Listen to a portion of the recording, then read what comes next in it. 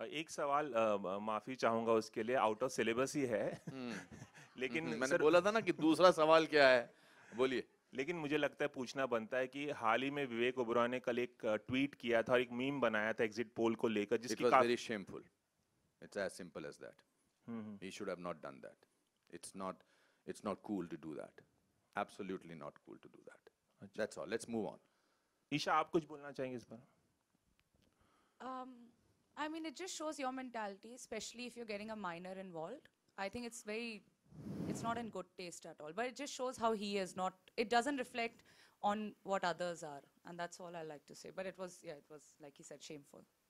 माफी सहित अनुपम जी, सॉरी, माफी सहित माफी मांगते हुए ये सवाल मैंने पूछा, आपने बोला था आउट ऑफ सिलेबस मत नहीं नहीं पूछना। नहीं नहीं नहीं नहीं, जो ये तो बात जो सच है, जो उसके बारे में बोलना जरूरी होता है, because I think it was in poor taste. Yes, thank you sir. Hi Isha, Faizan this side from news helpline. Hi, Faizan. Isha, मेरा सवाल आपसे है, you are playing a police officer, तो क्या क्या रेफरेंसेस आपने लिए जिसमें इंडस्ट्री में और भी जो कलाकार हैं और भी जो फीमेल एक्टर्स जो हैं उन्होंने भी पुलिस ऑफिसर निभाया, तो आपने किसका रेफरेंस लिया?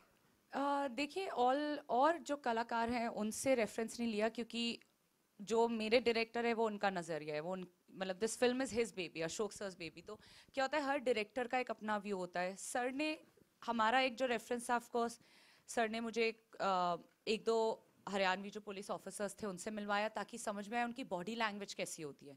बहुत ही अलग बॉडी लैंग्वेज होती है, और नॉर्थ की स्पेशली ना, थोड़ी जो वहाँ की औरतें भी होती है ना, वो किसी मर्द से कम नहीं होती।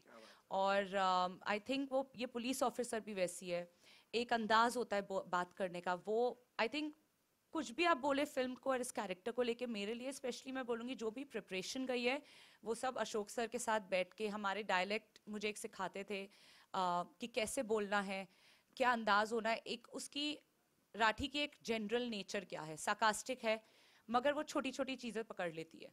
मगर वो होता है ना, कंबल में लपेट के मारना, डंडों से भी मारा है उसने। मगर जब वो बात करती है उसका अंदाज ऐसा है कि वो प्यार से बोलेगी, मगर आपको पता है कि वो नीचे से आपको थप्पड़ मार रही है। तो वो सब जो है किसी एक्टर से नहीं, बट वो सर से सिखाया, सर के सारे रेफरेंसेस थे, क्योंकि इन्होंने पूरा होमवर्क करके बैठे थे कि वहाँ पे, जैसे मैंने बोला, हरियाणा बहुत अलग है। मैं पंजाबी हूँ, बट एक हरियाणा और पंजाब की डायलेक्ट इतना अलग है कि मैं नहीं बोल पा रही थी। तो सब क्या सब आई थिंक सबको सर को जाता है। Hello, Pooja Navathe from India News. Hello, मेरा सवाल अनुपम जी से है। सर, आउट ऑफ सिलेबस है, सॉरी। 23 तारीख को गवर्नमेंट अनाउंस होंगी, तो आने वाले गवर्नमेंट से क्या कुछ एक्सपेक्टेशंस है, क्या कुछ बदलाव आप चाहते हैं इस देश में? well, I think we always used to dream about one day we will have a corruption-free government. One day we will have a prime minister who will only talk about the development in the country. One day we will have not to give any bribe to anybody to get our children admission. One day that happens, and I think one day has come. And that's what I will say, and I think they are doing a great job. मैं अभी किरण के प्रचार के लिए चंडीगढ़ गया हुआ था, and I discovered, मैं जब कॉलोनीज़ में बाहर के शहर के बाहर की कॉलोनीज़ में गया था, you know what I was amazed and surprised, not surprised, so happy about, that the young generation does not believe in जात पात, अमीर गरीब, ये इस जाति का है वो उस जाति का. They are only thinking about taking India to another level. And that is, I think, what we need to expect, and that's what's going to happen. At least the exit polls say that.